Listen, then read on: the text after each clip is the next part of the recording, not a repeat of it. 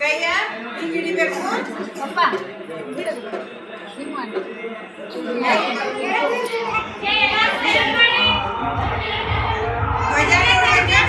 ಈಚೆ ಕಡೆ ಕೈ.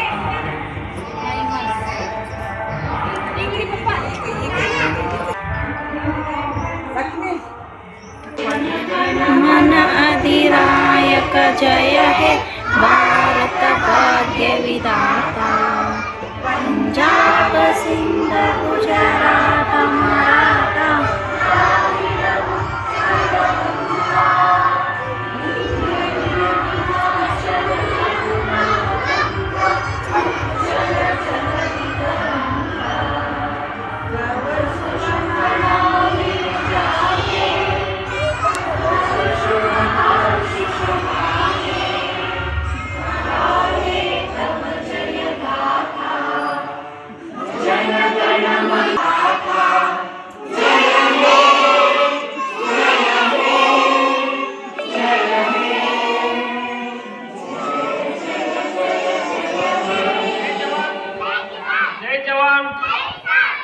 ಎಲ್ಲರೂ ಶಾಂತಿಯಿಂದ ಕೂತ್ರೆ ಬಾಯ್ ಮಾಡಂಗಿಲ್ಲ. ಮೊದಲನೇದಾಗಿ ಎಲ್ಲರಿಗೂ 80ನೇ ಸ್ವಾತಂತ್ರ್ಯ ದಿನೋತ್ಸವದ ಶುಭಾಶಯಗಳನ್ನು ಹೇಳುತ್ತಾ ವೇದಿಕೆ ಮೇಲೆ ಆಸೀನರಾದಂತಹ ಗಣ್ಯಮಾನ್ಯರೇ, ಈ ಒಂದು ಕಾರ್ಯಕ್ರಮಕ್ಕೆ ಆಗಮಿಸಿದಂತಹ ಎಲ್ಲ ತಾಯಂದಿರೇ, ಮುದ್ದು ಮಕ್ಕಳೇ, ಈ ಒಂದು ಶಾಲೆಯ ಎಲ್ಲ ಗುರುವೃಂದವರೇ, ಈಗ ನಮ್ಮ ಮೇಡಮ್ ಅವರು ಹೇಳಿದ್ರು, ಸ್ವಾತಂತ್ರ್ಯ ಅದು ತಾನಾಗಿ ಬಂದದ್ದಲ್ಲ, ಹಲವಾರು ಕೋಟ್ಯಾಂತರ ಜನರ ಬಲಿದಾನದಿಂದ ನಾವು ಪಡೆದುಕೊಂಡಿರುವಂಥದ್ದು.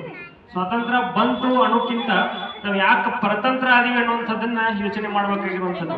ನಮ್ಮಲ್ಲಿ ಜಾತಿ ಭೇದಗಳನ್ನು ಹುಟ್ಟಾಕೊಂಡು, ಧರ್ಮದ ಆಧಾರಗಳಲ್ಲಿ ಹುಟ್ಟಾಕೊಂಡು, ಮೇಲು ಕೀಳು ಅನ್ನುವಂಥದ್ದನ್ನ ಸೃಷ್ಟಿ ಮಾಡಿಕೊಂಡು ನಮ್ಮಲ್ಲಿ ಕಿತ್ತಾಡ್ತಿರ್ತಕ್ಕಂತಹ ಒಂದು ಸಂದರ್ಭದಲ್ಲಿ, ಈ ಒಂದು ಸಂದರ್ಭವನ್ನು ಉಪಯೋಗ ಮಾಡಿಕೊಂಡಿರ್ತಕ್ಕಂತಹ ಬ್ರಿಟಿಷರು ನಮ್ಮನ್ನ ಹಲವಾರು ವರ್ಷಗಳವರೆಗೆ ಗುಲಾಮರನ್ನಾಗಿ ಆಳಿದ್ರು. ಅದಕ್ಕೆ ನಮ್ಮಲ್ಲಿ ಬಡದಾಡೋಕ್ಕಿಂತ, ನಮ್ಮಲ್ಲಿ ಜಗಳಾಡೋಕ್ಕಿಂತ ನಾವೆಲ್ಲರೂ ಒಗ್ಗಟ್ಟಿನಿಂದ ಇದ್ದೀವಪ್ಪ ಅಂತಂದ್ರೆ, ಒಂದೇ ಮಾತ್ರ ನಂಬತಕ್ಕಂತಹ ಬೀಜ ಮಂತ್ರವನ್ನ ನಮ್ಮ ಹೃದಯದಲ್ಲಿ ನಾವು ನಡೆಸ್ಕೊಂಡಿವಪ್ಪ ಅಂತಂದ್ರೆ, ಒಂದೇ ಮಾತ್ರ ಅಂತಂದ್ರೆ ಏನು? ತಾಯಿ ನಿನಗೆ ನಮನಗಳು, ತಾಯಿ ಅಂತಂದ್ರೆ ಭಾರತ ಮಾತೆ. ಆ ಒಂದು ಉದ್ದೇಶಕ್ಕಾಗಿನ ಒಂದೇ ಮಾತ್ರ ರಚನೆಯಾಗಿ 150 ವರ್ಷಗಳ ಈ ಸಂದರ್ಭದಲ್ಲಿ ಒಂದೇ ಮಾತ್ರಮನ್ನ ರಾಷ್ಟ್ರೀಯ ಗೀತೆ ಅನ್ನುವಂತಹ ಗೌರವವನ್ನು ಕೊಟ್ಟು, ಅದಕ್ಕೂ ರಾಷ್ಟ್ರಗೀತೆಯ ಒಂದು ಸಮಾನ ಗೌರವವನ್ನು ಕೊಡಲಾಗಿರ್ತಕ್ಕಂಥದ್ದು. ಆದ್ದರಿಂದ ಎಲ್ಲ ತಾಯಂದ್ರಲ್ಲಿ ವಿನಂತಿ ಏನಪ್ಪ ಅಂತಂದ್ರೆ, ನಾವು ಲಕ್ಷ್ಮೀ ಪೂಜೆ ಮಾಡ್ತೀವಿ, ದೇವಿಯರ ಪೂಜೆಯನ್ನ ಮಾಡ್ತೀವಿ ಮನೆಯೊಳಗೆ. ಆ ಸಂದರ್ಭದಲ್ಲಿ ಎಲ್ಲ ಮಂತ್ರಗಳಿಗಿಂತ ಶ್ರೇಷ್ಠ ಮಂತ್ರ ಯಾವಪ್ಪ ಅಂತಂದ್ರೆ ಒಂದೇ ಮಾತ್ರ. ಬೇಕಾದ್ರೆ ನೀವು ಗೂಗಲ್ ಸರ್ಚ್ ಮಾಡಿ ನೋಡ್ರಿ, ಒಂದೇ ಮಾತ್ರ ಅರ್ಥ ಏನು ಅಂತಂದ್ರೆ, ಆ ಭಾರತ ಮಾತೆಯನ್ನ ದುರ್ಗಾ ಮಾತೆ ಅಂತ ಕರೆಯುವಂಥದ್ದು, ಭಾರತ ಮಾತೆಯನ್ನ ಲಕ್ಷ್ಮಿಗೆ ಹೋಲಿಸಿರುವಂಥದ್ದು, ಭಾರತ ಮಾತೆಯನ್ನ ಶಾರದಾ ಮಾತೆಗೆ ಹೋಲಿಸಿರುವಂಥದ್ದು. ಹೃದಯದೊಳಗೂ ನೀನೆ, ಕರ್ಮವು ನೀನೆ, ಧರ್ಮವು ನೀನೆ ಅಂತ ಹೇಳ್ತಕ್ಕಂಥದ್ದು. ಇಂತಹ ಶ್ರೇಷ್ಠ ಮಂತ್ರವನ್ನ ನಾವೆಲ್ಲರೂ ಸಹಿತ ನಮ್ಮ ಪೂಜೆ ಸಂದರ್ಭಗಳಲ್ಲಿ, ನಮ್ಮ ಎಲ್ಲ ದೇವಸ್ಥಾನಗಳಲ್ಲಿ ಅದನ್ನ ಏನಾದ್ರು ಹಾಕಿದೀವಪ್ಪ ಅಂತಂದ್ರೆ, ಸ್ವತಂತ್ರ ಹೋರಾಟದ ಸಂದರ್ಭದಲ್ಲಿ ಕೋಟ್ಯಾಂತರ ಜನರ ಮನಸ್ಸಿನಲ್ಲಿ ಸ್ವಾತಂತ್ರ್ಯದ ಕಿಚ್ಚನ್ನು ಹಚ್ಚಿದಂತಹ ಮಂತ್ರ ಅದು ನಮ್ಮ ಮನೆಯೊಳಗೆ ದಿನ ಮೂಡ ಬಂತಪ್ಪ ಅಂತಂದ್ರೆ, ನಮ್ಮ ಮಕ್ಕಳು ಸಹಿತ ಸ್ವತಂತ್ರ ಹೋರಾಟಗಾರ ಆಗ್ತಾರ, ಅವರು ಸಹಿತ ದೇಶಕ್ಕಾಗಿ ಏನಾದರೂ ಮಾಡ್ತಾರೆ. ಸಾಕಷ್ಟು ಶ್ರೀಮಂತರ ಆಗ್ಬೋದು, ನಾವು ಸಾಕಷ್ಟು ಜ್ಞಾನಿಯಾಗಿ ಬೇರೆ ಒಂದು ರಾಷ್ಟ್ರದಲ್ಲಿ ಸೆಟ್ಲ್ ಆಗ್ಬೋದು, ಆದ್ರೆ ರಾಷ್ಟ್ರಕ್ಕಾಗಿ ಮಿಡಿಯುವಂತ ಹೃದಯ ಅದು ಎಲ್ಲರಲ್ಲಿ ಬರುವುದಿಲ್ಲ. ನಮ್ಮ ಮಕ್ಕಳಲ್ಲಿ ಸಹಿತ ಅಂತ ಹೃದಯವನ್ನ ಬೆಳೆಸುವಂತ ಒಂದು ಕಾರ್ಯವನ್ನು ನಾವು ಮಾಡಬೇಕು. ಕೊನೆಯದಾಗಿ ನಮ್ಮ ಧರ್ಮ ಗ್ರಂಥಗಳಲ್ಲಿ ಯಾವ ರೀತಿ ರಾಷ್ಟ್ರ ಪ್ರೇಮವನ್ನು ಹೇಳಿದಾರೆ ಅಂತ ಹೇಳಿ ನಾನು ಮಾತು ಮುಗಿಸ್ತೇನೆ. ರಾಮಾಯಣದಲ್ಲಿ ಏನಾಗ್ತದಪ್ಪ ಅಂತಂದ್ರೆ, ರಾವಣ ವಧೆಯಾದ ನಂತರ ಸ್ವರ್ಣಭರಿತ ಲಂಕೆಯನ್ನ ವಿಭೀಷಣಿಗೆ ಬಿಟ್ಟು ರಾಮ ಅಯೋಧ್ಯಕ್ಕೆ ಮರಳುತ್ತಿರ್ತಾನೆ. ಅವಾಗ ಲಕ್ಷ್ಮಣ ಕೇಳ್ತಾನ, ಅಣ್ಣ ಇಷ್ಟೆಲ್ಲ ನಾವು ತ್ರಾಸ ತಗೊಂಡು ಗೆದ್ದಂತಹ ಈ ಒಂದು ಲಂಕೆಯನ್ನ ರಾವಣಿಗೆ ಯಾಕೆ ಬಿಟ್ಟು ಕೊಡತ್ತೆ ಅಂತ ಹೇಳಿ. ಅವಾಗ ರಾಮ ಒಂದು ಮಾತು ಹೇಳ್ತಾನೆ, ಏನಪ್ಪ ಅಂತಂದ್ರೆ, ಜನನಿ ಜನ್ಮ ಭೂಮಿಶ್ಚ ಸ್ವರ್ಗಾದಪಿ ಗರಿಯಸಿ ಅಂತ. ಅಂತಂದ್ರ ನಾವು ಹುಟ್ಟಿರ್ತಕ್ಕಂತಹ ನಾಡು, ನಾವು ನಮ್ಮನ್ನ ನಮಗೆ ಜನ್ಮ ನೀಡಿರ್ತಕ್ಕಂಥ ತಾಯಿ ಸ್ವರ್ಗಾದಪಿ ಗರಿಯಿಸಿ, ಸ್ವರ್ಗದಷ್ಟು ಶ್ರೇಷ್ಠವಾದಂಥವಳು. ಅದಕ್ಕೆ ನಾವು ಎಷ್ಟೇ ಜ್ಞಾನವಂತರಾಗಿರ್ಬೋದು, ಏನೋ ಆಗಿರ್ಬೋದು, ಕಡೆಗೆ ನಮ್ಮ ತಾಯಿ ನೆಲಕ್ಕೆ ನಾವು ಗೌರವವನ್ನು ಸಲ್ಲಿಸುವಂಥದ್ದು, ಅದಕ್ಕೆ ಸೇವೆಯನ್ನು ಸಲ್ಲಿಸುವಂಥದ್ದನ್ನ ಮರಿಬಾರದು ಅನ್ನುವಂಥದ್ದು.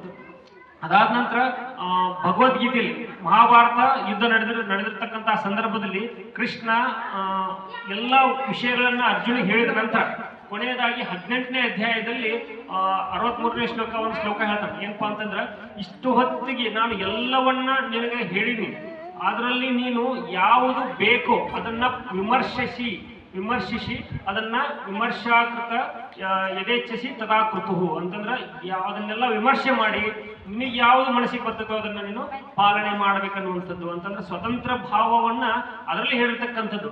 ನಾನು ದೇವರು, ನೀನು ಶಿಷ್ಯ, ನಾ ಹೇಳಿದಂಗೆ ನೀ ಕೇಳಬೇಕನ್ನುವಂಥ ಭಾವ ಅದರಾಗಿಲ್ಲ.